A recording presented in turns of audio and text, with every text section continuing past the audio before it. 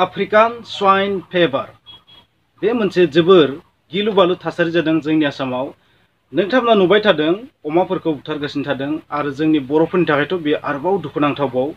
मानो होनोबा जोंनि बर'फोरा अमा फिसियो, न' मासे मानै अमा फिसियो आरो बेखौ मोनसे समाव फाननानै बे रांजोंनो जोंनि न'खरा एसेबाबो सुंथानो हायो।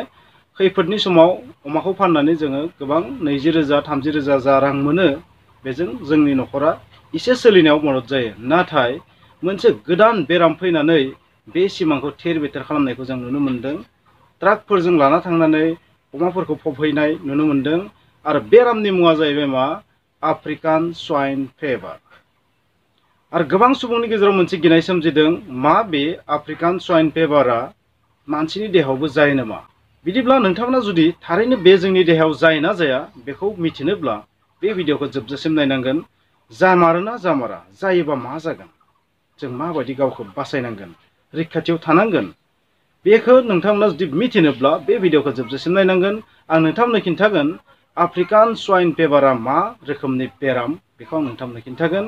आरो अमानि थाखाय मानो बेयो खैफोद गोनां, मा बेखौ फाहामनो हाया, मा बेखौ फाहामथाय होनो हाया, मा नोंथांखौ सोरबा बुंदों नामा जे बेखौ फाहामनो हानाय आंनियाव मुलि दं, बेबायदि नोंथांखौ सोरबा बुंदों नामा? बिदिब्ला नोंथांमोना गासै बाथ्राखौ मिथिगोन। बांद्राय गोलाव भिडिअ नङा, नोंथांमोना एसे धैर्य हमनानै बे भिडिअखौ जोबजासिम नाय। बे आफ्रिकान स्वाइन फेभारा मोनसे भाइरासनिफ्राय जायो आरो बे भाइरासनि मुङा जाहैबाय African swine favour virus, ASFV। बेरामनि मुङा जाहैबाय मा? ASF, मोनसे रोखोमनि लोमजानाय बेयो ASF आफ्रिकान स्वाइन फेभार। आरो बे लोमजानायखौ जाहोग्रा भाइरासनि मुङा जाहैबाय ASFV। एखे बायदियानो, मात्र मोनसे भि दं, आफ्रिकान स्वाइन फेभार भाइरास। बेयो एसपारभाइरिडे फेमिलिनि भाइरासनि थाखाय जायो। बे ओरैबायदि मोनसे भाइरास, जायनि स्ट्रेना थामहिनबा डाबल स्ट्रेन्डेड DNA भाइरास। बेयो जाहैबाय आफ्रिकान स्वाइन फेभारनि जाहोग्रा भाइरासआ, बेनो डाबल स्ट्रेन्डेड DNA भाइरास ASFV। बे ओरैबायदि गिलु बालु मोनसे लोमजानाय जाहैयो। बे लोमजानायाव मा जायो, थै रोदाफोरा, अमानि थै रोदाफोरा गावनानै थैया बाहेरायाव ओंखारबोयो। बेनिखायनो बेखौ हेमराजिक फेभार होननानै बुङो। हाई मर्टेलिटी रेटनि बेराम बेयो, जोबोर गिथावना अमानि थाखाय, वार्ड डग्सनि थाखाय, हाग्रानि अमानि थाखायबो गिनो लागा बेयो। बे बेरामा एर्थ्रपड्सफोरनि थ्रयै गोसारो। एर्थ्रपड्स होनोब्ला जेरैहाय बेमाया गोलैगोन, जेरैहाय नोंथांमोना मोसौनियाव मोनसे गेदेर गेदेर एम्फौ नुनो मोनो, नङा होमबा? बे थै सोबग्रा एम्फौआ, बैबायदि एम्फौनि थ्रयैबो गोसारो, जायखौ टिक्स होननानै बुङो। बे टिक्सनि थाखाय बेयो गोसारनाय बांसिन चान्स दङ। आरो बेबायदि अमानो जाहोनाय मुवा बेसाद बा थैनाय अमानि पार्ट्सखौ जुदि जायोबा बेबायदिबो गोसारनो हागौ बियो। बे बेरामा साब साहारायाव, आफ्रिकानि साब साहारा ओनसोलाव एन्डेमिक हिसाबै नुजाथियो। बेल'सो ओरैबायदि मासेल' भाइरास जाय डाबल स्ट्रेन्डेड DNA जेनम थानाय, जायखौ एर्थ्रपडनि थ्रयै गोसारो होनना मिथिनाय जायो। बे नोंथांनि थाखाय मोनसे नलेज जागोन। एर्थ्रपड्सनि थ्रयै गोसारनाय मोनसेल' डाबल स्ट्रेन्डेड DNA जेनम थानाय भाइरासआ मा होनबा, बेनि फिननाया जागोन ASFV African swine favour virus. बे मोनसे एक्यूट डिजिज, माने बेखौ मा होनना बुङो, गोसा बेराम होनना बुङो। बे गाद'नो रोङि बेरामाव गोलैया, बे गोसा बेरामाव गोलैयो। गोसा बेराम मिन्स जाय बेरामा हरखाब जानानै जोबोर गोब्राब जाखायो आरो थैनोबो हागौ, आरो नाथाय गोबाव सम थाया, 7 सानसोल' थायो। बे बेरामखौ होनना बुङो गोसा बेराम।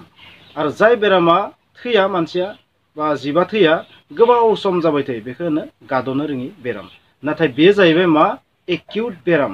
आरो बे जाहोननि थाखायनो बेबायदि अमाफोरखौ बुथारनो गोनां बाध्य जादों। जुदि गाद'नो रोङि बेराम मोनबा बेखौ बुथारनो गोनांथि गैयामोन। बे गोसा बेराम, जाबायबो थैबायबो, आरो बे ओरैबायदि गोबां स्पिडआव स्प्रेड जायो। बै स्प्रेडखौ होबथानो थाखाय मोनसेल' राहाया जाहैबाय अमाखौ बुथारनाय, आरो बुथारनानै सावनाय, नङाबा जोबोर गोथौसिमहालागै बेखौ फबनाय। बेनि बादै जेबो राहा गैया। बारजों गोसारना गोसारा बेखौ दाबो मिथिनाय जायाखै, नाथाय माखासे जिबनि थ्रयै बेयो गोसारो। बे बेरामा जायोबा अमानि खोमाफोरखौ नोंथांमोना गोजा जानाय नुनो मोननो हागौ। गुफुर बिगुरनि अमाफोरखौ ब्लुइश कालार नुनो हागौ, पार्पल कालार नुनो हागौ। बेबायदि बिसे कालार चेन्ज जायो। बेवहाय हां थोनो जायो, हां लानाया थिग जाया, एबनर्मेलि हां लायो, आरो प्रेसारा डिसअर्डार जायो आथिंफोरा थोथोर बोबोर जायो बेबायदि माखासे सिम्पटम्स दं बे बेरामाव आरो बेबायदि जायोब्ला बे अमाया जोबोर थाबैनो थैनायनि चान्स दं सप्तासेनि गेजेरावनो अमाया थैजोबनायनि चान्स दं फ्रेन्ड्स नोंथांमोना एसे बाङाय बेरामनि सोमोन्दै बुंबाय नाथाय नोंथांमोनाथ' गिदिं जानो हागौ जे बे बेरामा मानसिनाव जायोना जाया गोबां सानदों बे स्वाइन फ्लुआ जुदा बेराम बेखौ H1N1 भाइरासनिफ्राय जाय होनना बुंनाय जायो नाथाय स्वाइन फेभारा गुबुन बेराम आफ्रिकान स्वाइन फेभारा गुबुन रोखोमनि बेराम मोननैबो भाइरासनि थाखायनो जायो स्वाइन फ्लुआबो भाइरासनि थाखायनो जायो बे स्वाइन फेभाराबो भाइरासनि थाखायनो जायो नाथाय बे स्वाइन फेभारा मोजां बाथ्राया बेनो आथिखालाव बर्तमानसिमाव बे जोंनि मानसिनियाव जानो हानाय जाथ'वाखै बेनि बेरामा बेनि जिउसाया जोंनि देहायाव हाबोबाबो जोंनि देहायाव बेराम सोमजिनो हानाय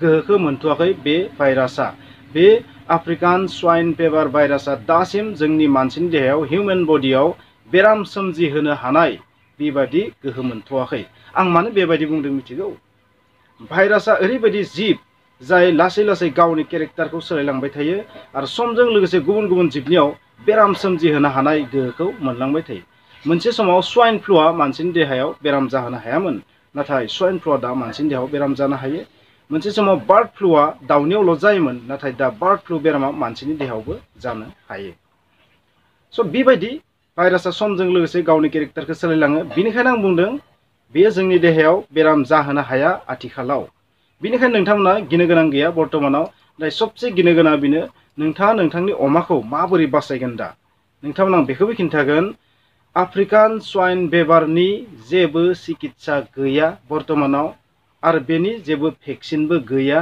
आरो बेनो जाहोन बेबायदि अमाखौ बुथारग्लुंनायनि बेनिखायनो नोंथांमोना जुदि कनफिउजन जादोंबा बे बेरामा जादोंबा हारसिंनो हामलांबाथ' हामबाय नाथाय हामाबा बेखौ बुथारनायनि बादै जेबो राहा गैया सरकारनि खाथियाव बेनिखायनो बेबायदि अमाफोरखौ बुथारग्लुंनाय खालामदों होननानै आं बुंगोन आरो नोंथांमोना बेखौबो दागि जे अराय सम बेबायदि अमाखौ बुथारबाय थागोन नामा बेबायदि नङा बे मोनसे साइकेलजों सोलिबाय थायो बे मोनसे साइकेल बे भाइरासनि मोनसे साइकेल बेयो साइन्टिफिक राव बेखौ साइकेल होनना बुङो लाइफ साइकेल होनना बुङो बै लाइफ साइकेलनि मोनसे सम दा बेयो आरो बै लाइफ साइकेला बारलांनायनि उनाव बे भाइरासआ गावनो गाव गैया जालांगोन लासै लासै बै अमानि देहायाव एन्टिबडि जोनोम जागोन आरो बै अमाया बै बेरामनिफ्राय गावनो होबथानानै गावनो थांनानै थागोन बेनिखायनो नोंथाङा साननाङा अराय सम बेबायदि स्वाइन फेभारनिफ्राय अमाखौ बुथारबाय थागोन नामा थैबाय थागोन नामा बिदि नङा बिदि बेरामा अराय सम जाबाय थाया गिबि समनि अमाफोराल'सो थैगोन बेवहाय नाथाय 20-30 दिननि उनाव जानो हागौ बे बेरामा बुथारनो हानाय नङा मासेबो अमाखौ मानो होनबा बै अमाफोरनियाव एन्टिबडि जोनोम जागोन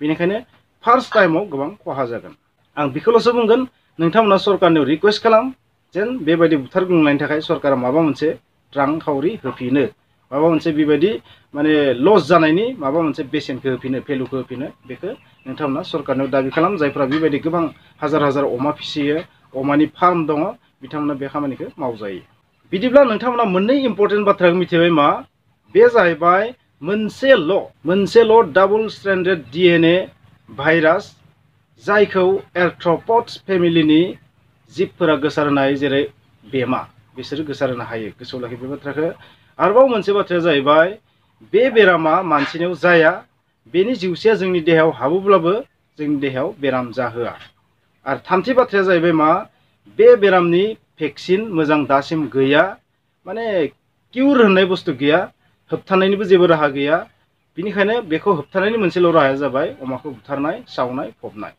आरो बेनि जेबो मुलिबो गैया ड्राग्सबो गैया भेक्सिनबो गैया ड्राग्सबो गैया बे मोनथाम बाथ्रायानो इम्पर्टेन्ट आरो बे जाहोननि थाखायनो जानो हागौ सरकारा बेबायदि बुथारग्लुंबाय थादों बिदिब्ला नोंथांमोना मिथिबाय स्वाइन फ्लुआ मा स्वाइन फेभारा मा स्वाइन फ्लुआ जुदा आरो स्वाइन फेभारा जुदा बेराम मोननैबो भाइरासनि थाखायनो जायो नाथाय मोनसेया मानसिनि देहायाव जायो स्वाइन फ्लुआ मानसिनि देहायाव जायो नाथाय स्वाइन फेभारा मानसिनि देहायाव जाया जेबो गिनो गोनां गैया आरो स्वाइन फ्लुनि इसे एला चिकित्सा दं भेक्सिन दं नाथाय स्वाइन फेभारनि भेक्सिनबो गैया चिकित्साबो गैया बिदिब्ला फ्रेन्ड्स नोंथांमोना जुदि बे भिडिअखौ नायनानै माबा मोनसे जुदि गियान मोननाय बायदि मोनदोंब्ला प्लिज बे भिडिअखौ लाइक खालाम शेयार खालाम कमेन्ट्स खालाम आरो जुदि चेनेलाव गोदानबा नोंथाङा प्लिज साबस्क्राइब खालाम आरो नोंथाङा निश्चिन्त मनै था नोंथांनि देहायाव स्वाइन फेभार जानायनि जेबो चान्स गैया खुलुमबाय।